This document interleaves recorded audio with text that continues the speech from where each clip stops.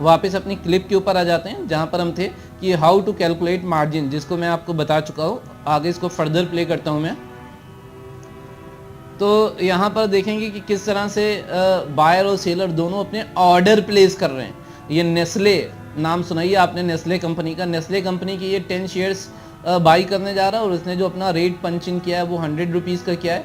ये मार्केट में जो रेट चल रहा होगा उसी रेट के आसपास का रेट होगा। इसी तरह से कोई क्लाइंट है जो एज ए सेलर काम कर रहा है किसी ब्रोकर के थ्रू, उसने भी नेस्ले के 10 shares at the rate 100 rupees का क्या दिया है, उसने ऑर्डर किया है। तो कोई ज़रूरी नहीं है कि यहाँ पर जो मैं दिखा रहा हूँ कि यहाँ पे बायर और सेलर सेम यहाँ पर कंपनी में ऑर्डर लगा रहे हो, सेम प्राइस और सेम क्वांटिटी के ऊपर ऑर्डर लगा रहे हैं। आप बात समझिए जो मैं बताना चाह रहा हूँ। भाई लाखों लोग ऑर्डर लगा रहे होंगे, उसमें किसी ना किसी के तो ऑर्डर मैच कर रहे होंगे ना। भाई कोई ट्रेड कब होता है, आप किसी दुकान के ऊपर जाते हैं और आप कोई माल पसंद करते हैं, आप माल बाई करना चाहते हैं, तो आपके और दुकानदार के बीच में ट्रेड कब होगा?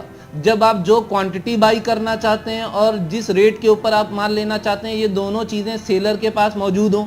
यानी सेलर भी उसी रेट के ऊपर माल बेचना चाहता है और उसके पास वो क्वांटिटी भी अवेलेबल हो, यानी कि क्वांटिटी और प्राइस मैच करेगा तभी तो ट्रेड होगा ना। तो वो एग्जाम्पल ही मैं यहाँ पर देना चाह रहा हूँ। इसका मतलब ये बिल्कुल भी नहीं है कि एक्सचेंज के ऊपर सारे लोग सेम प्राइस और सेम क्वांटिटी के ऊपर ऑर्डर लगाते हैं। अलग अलग बायर्स और अलग अलग सेलर्स जो होंगे वो अलग अलग कंपनीज में, अलग अलग क्वांटिटीज़ में और अलग अलग प्राइसेस के ऊपर क्या करेंगे, वो अपने ऑर्डर्स ब्रोकर्स के थ्रू एक्सचेंज के ऊपर भेजेंगे, ठीक है ना। लेकिन मैं यहाँ पर क्योंकि आपको ट्रेड एग्जीक्यूट होता हुआ दिखाना चाह रहा हूँ, ट्रेड के एग्जीक्यूशन का मैकेनिज्म आपको समझाना चाह रहा हूँ, इसलिए यहाँ पर मैंने ऐसे बायर और सेलर को मैंने यहाँ पर आपको दिखाने की कोशिश करी है जिनकी कंपनी सेम है, जिनकी क्वांटिटी सेम है और जिनके प्राइसेस सेम है, ताकि बायर और सेलर का जो ऑर्डर है वो क्या हो पाए, वो मैच हो पाए। क्योंकि जब तक ऑर्डर मैच नहीं होगा तब तक वो एग्जीक्यूट नहीं होगा ट्रेड। तो मेरी बात आप मेरे ख्याल से समझ पा रहे होंगे। यहाँ पर देख रहे हैं कि किस तरह से बायर और सेलर ने अपने ऑर्डर्स जो हैं वो ब्रोकर्स के थ्रू स्टॉक एक्सचेंज के ऊपर भेज दिए हैं। अब स्टॉक एक्सचेंज कंफर्मेशन दे रहा है।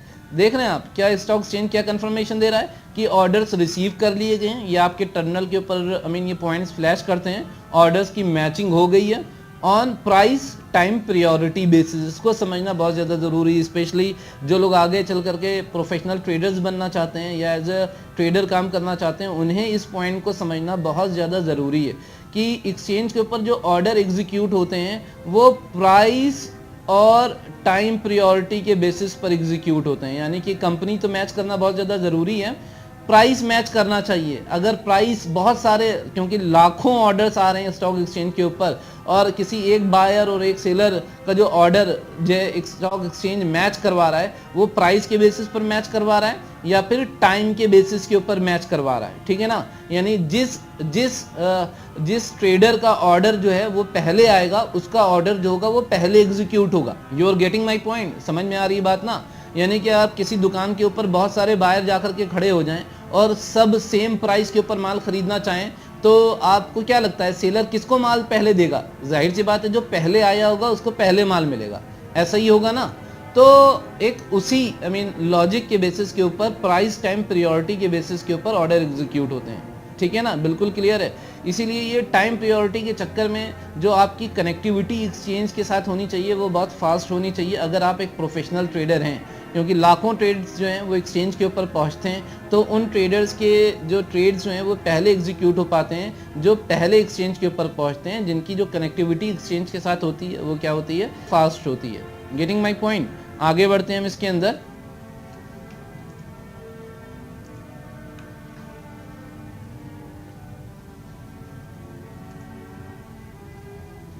यहाँ पर आपको एक और इसके अंदर एग्जाम्पल दिया जा रहा है, सेम एग्जाम्पल है लेकिन उसमें एक नई बात यहाँ पर प्रेजेंट की जा रही है कि फॉर एग्जाम्पल कोई बायर है, लेफ्ट हैंड साइड पे आपको दिखाई पड़ रहा है और ये जो बायर है ये 10 शेयर्स बाई करना चाहते हैं। तो कोई ज़रूरी नहीं है कि आपका जो ऑर्डर एग्जीक्यूट हो वो ऐसे सेलर के साथ एग्जीक्यूट हो जो कि 10 शेयर्स ही सेल करना चाहता हो। ऐसा भी हो सकता है कि आपने 10 शेयर्स आपने बाई करने का ऑर्डर लगाया तो किसी सेलर से आपको 7 शेयर्स मिले और बाकी 3 शेयर्स जो हैं वो आपको किसी दूसरे सेलर से मिले, ठीक है ना।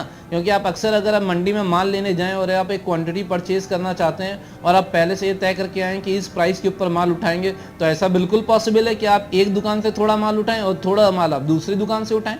ये हो सकता है ना। तो उसी लॉजिक के बेसिस के ऊपर एक्सचेंज भी काम करता है। एक्सचेंज जो ऑर्डर मैचिंग कराता है तो वो मेन जो है वो प्राइस को ज़्यादा आइडेंटिफाई करता है, क्वांटिटी को रिलेटिवली वो लेस आइडेंटिफाई करता है। अगर एक जगह से क्वांटिटी मैच हुई जा रही है तो अच्छी बात है, वरना पार्ट क्वांटिटी भी मैच होती है।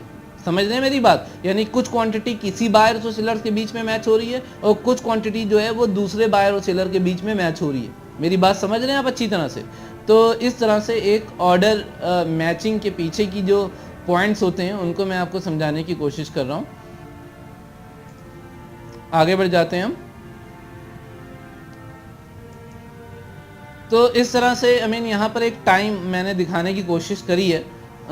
ये बस एग्जाम्पल के तौर पर है, ठीक है ना। यहाँ पर ये जो 11 ओ क्लॉक सुबह के 11 बजे का जो यहाँ पर टाइम दिया गया है, ये सिर्फ एक एग्जाम्पल के लिए, ठीक है नहीं।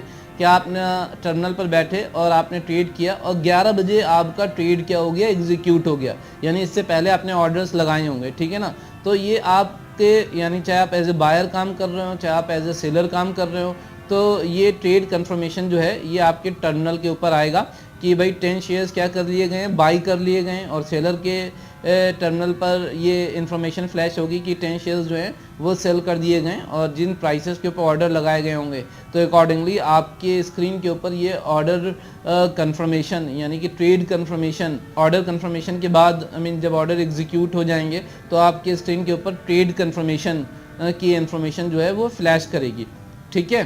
तो आगे देखते हैं हम यहाँ पर। तो इस तरह से आप देख रहे हैं कि फर्दर स्टेप क्या होता है। ट्रेड कंफर्मेशन के बाद बायर को नीड टू पे फंड्स ऑन T+2 डे।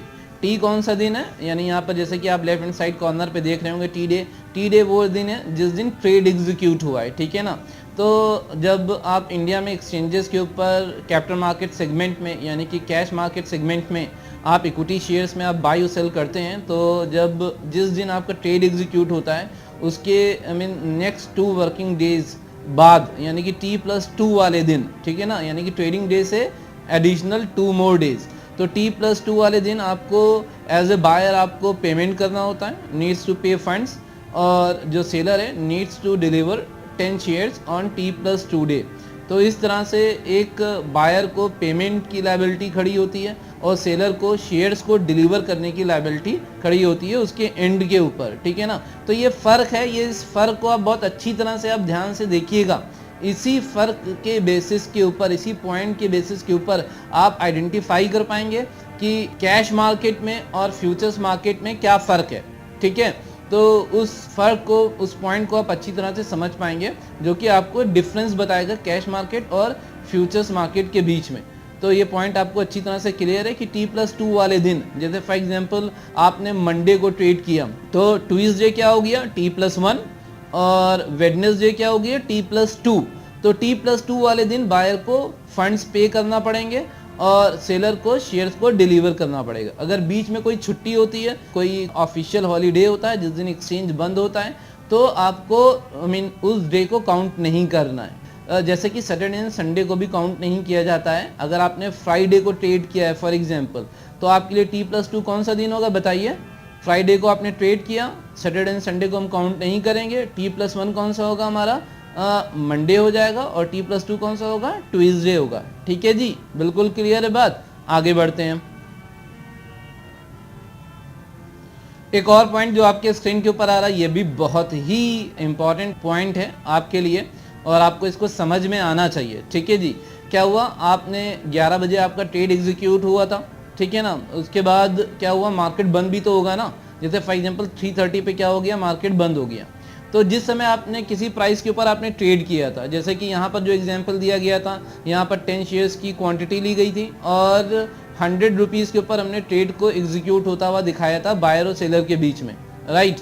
तो यहाँ पर क्या है कि जब मार्केट क्लोज हुआ उसी दिन, यहाँ पर ध्यान से देखिएगा, यहाँ पर दिन चेंज नहीं हुआ है। यहाँ पर अभी भी कौन सा दिन चल रहा है, यहाँ पर टी डे चल रहा है, यानी कि जिस दिन ट्रेड हुआ था उसी दिन आपने 11 बजे ट्रेड आपका एग्जीक्यूट हुआ और जब मार्केट क्लोज हुआ यानी कि 3:30 पे 3:30 बजे जब मार्केट बंद हुआ, तो जाहिर सी बात है जिस प्राइस के ऊपर आप लोगों ने ट्रेड किया होगा, चाहे एज ए बायर चाहे एज ए सेलर, वो प्राइस कहीं ना कहीं क्या हो गया होगा, चाहे वो ऊपर चला गया होगा चाहे वो नीचे आ गया होगा, उसके बेसिस के ऊपर एक प्रॉफिट एंड लॉस की टेम्परेरी सिचुएशन क्या होगी, बायर और सेलर के लिए खड़ी होगी। ठीक है ना। तो इसी से जुड़ा हुआ एक कॉन्सेप्ट है M2M का, जिसको बोलते हैं मार्क टू मार्केट। ये आपको अच्छी तरह से समझ में आना चाहिए। देखिए M2M को जब हम एक्सपेंड कर रहे हैं तो क्या हो रहा है, mark to market. Mark to market word को अगर आप इसकी मीनिंग निकालने की कोशिश करिए तो मीनिंग ही इसकी अपने आप में इसके कॉन्सेप्ट को एक्सप्लेन कर रही है। मार्क टू मार्केट यानी कि मार्केट के प्राइस के बेसिस पर मार्क लगाना। ठीक है ना, मार्क लगाते हैं ना आप किसी चीज़ के ऊपर आप क्या कर देते हैं, अक्सर आपने देखा होगा कि अगर आप पता नहीं आपको आप किसी होलसेल मंडी में गए या नहीं गए, तो वहाँ पर माल लगा रहता है और माल की जो बोरियाँ होती हैं ना, उसके ऊपर क्या कर देते हैं, वो इंक से प्राइस लगा देते हैं। ठीक है ना।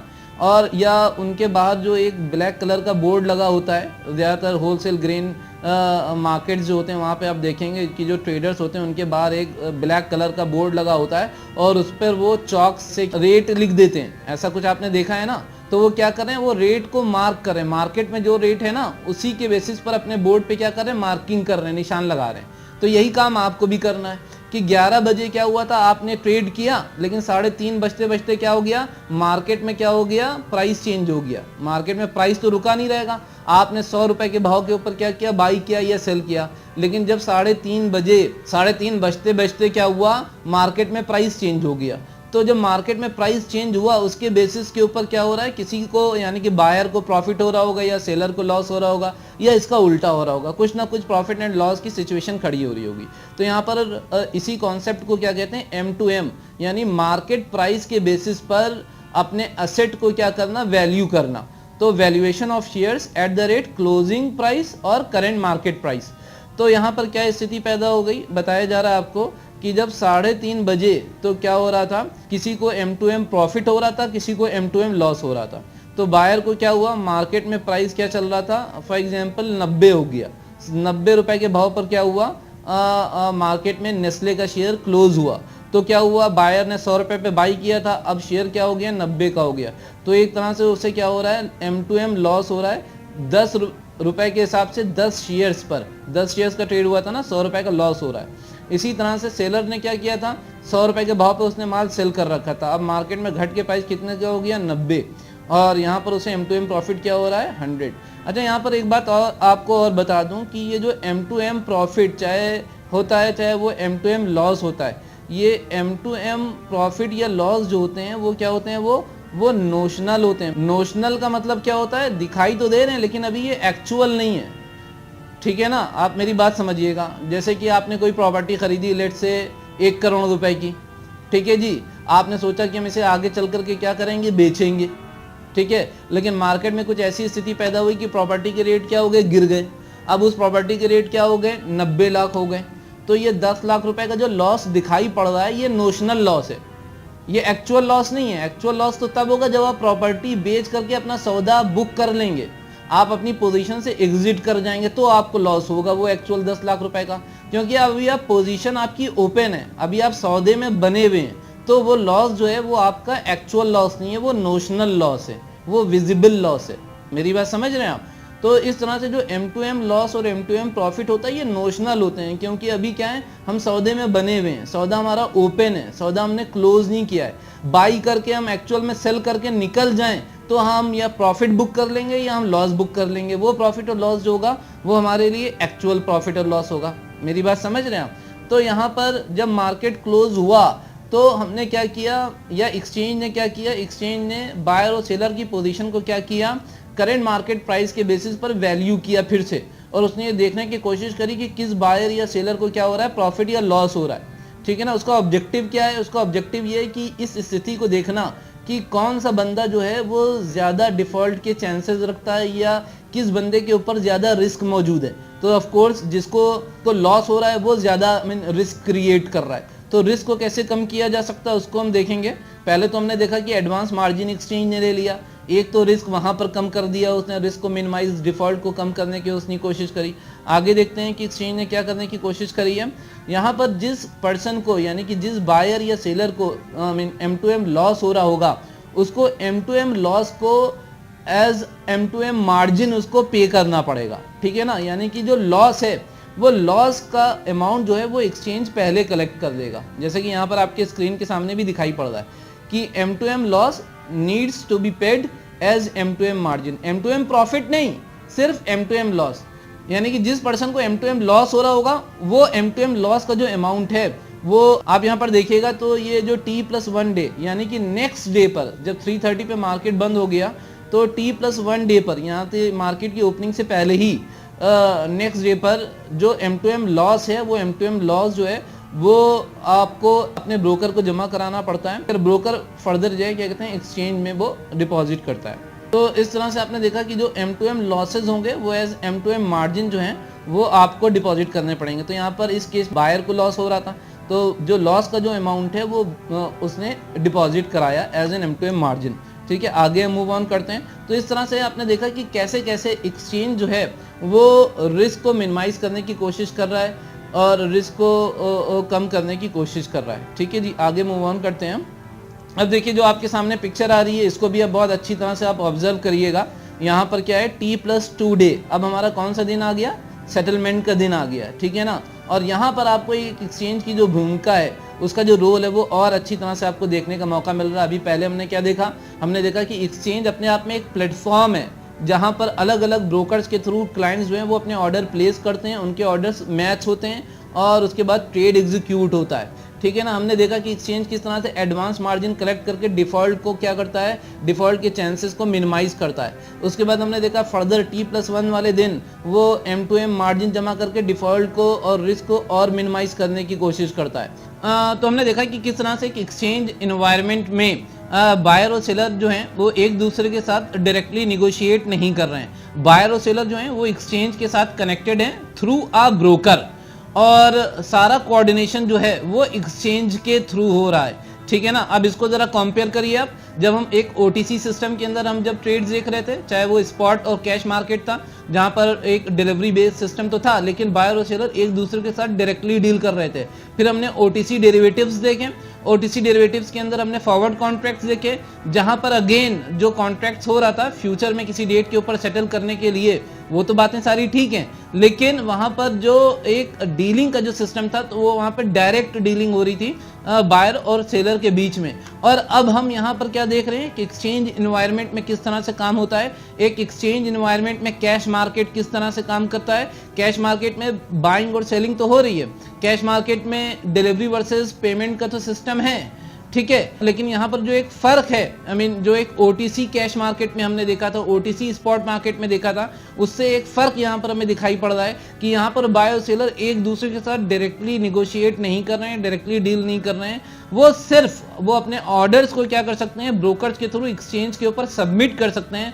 सारा कोऑर्डिनेशन जो होगा वो एक्सचेंज के थ्रू होगा। और अब हम यहाँ पर एक बहुत इंपॉर्टेंट स्टेप देखने जा रहे हैं, सेटलमेंट का स्टेप देखने जा रहे हैं कि किस तरह से बायर और सेलर जो हैं वो सेटल करते हैं इस ट्रेड को। जब हम OTC के अंदर देख रहे थे स्पॉट और कैश मार्केट में तो वहां तो बड़ा सिंपल था, बायर ने पेमेंट कर दिया और सेलर ने बायर को माल डिलीवर कर दिया। लेकिन यहाँ पर जो डिलीवरी वर्सेस पेमेंट का जो मैकेनिज्म है, डिलीवरी वर्सेस पेमेंट का जो सिस्टम है एक एक्सचेंज इन्वायरमेंट के अंदर कैश मार्केट में, तो यहाँ पर हमें उसको बहुत अच्छी तरह से ऑब्जर्व करने की और बहुत अच्छी तरह से समझने की जरूरत है ताकि आप हर एक स्टेप पर जो फर्क पैदा हो रहा है उसको आप क्या कर पाएं, आइडेंटिफाई कर पाएं। तो आप यहाँ पर सबसे पहले ध्यान दिएगा कि हम यहाँ पर कॉर्नर में देखिएगा, लेफ्ट हैंड साइड कॉर्नर पर यहाँ पे T+2 डे लिखा है, ठीक है ना। हम बता चुके हैं आपको कि जो सेटलमेंट होता है वो किस दिन होता है, एक्सचेंजेस पर कैश मार्केट सेगमेंट में वो T+2 डे का एक सेटलमेंट सिस्टम रहता है कि T कौन सा डे है जिस दिन ट्रेड हुआ था और T+2 वाले दिन सेटलमेंट हो रहा है। तो यहाँ पर सेटलमेंट किस तरह से होता है, बायर और सेलर के बीच में किस तरह से एक पेमेंट का जो मैकेनिज्म होता है वो किस तरह से एक्सचेंज कोऑर्डिनेट करता है उसको हमें यहाँ पर देखने का मौका मिल रहा है। अब स्टॉक एक्सचेंज पर तो ट्रेडिंग होती है लेकिन स्टॉक एक्सचेंजेस अपनी एक सब्सिडियरी बनाते हैं जिसको क्लियरिंग कॉरपोरेशन बोला जाता है। जैसे कि नेशनल स्टॉक एक्सचेंज के केस में एक उन्हीं ने अपनी क्लियरिंग कॉरपोरेशन बना रखी NSCCL, national securities clearing corporation limited. तो स्टॉक एक्सचेंज क्या होते हैं, वो तो अपने आप में एक ट्रेडिंग प्लेटफॉर्म होते हैं और पेमेंट और डिलीवरी को कोऑर्डिनेट करने के लिए वो क्लियरिंग कॉर्पोरेशंस बनाते हैं और फिर क्लियरिंग कॉर्पोरेशंस जो हैं वो बायर और सेलर के बीच में ब्रोकर्स के थ्रू पेमेंट और डिलीवरी का जो एक सिस्टम होता है उसको एग्जीक्यूट करते हैं, ठीक है ना, उसको इन प्लेस करते हैं। तो यहाँ पर सबसे पहला जो स्टेप 1 आपको दिखाई पड़ रहा है वो है paying off funds by buyer.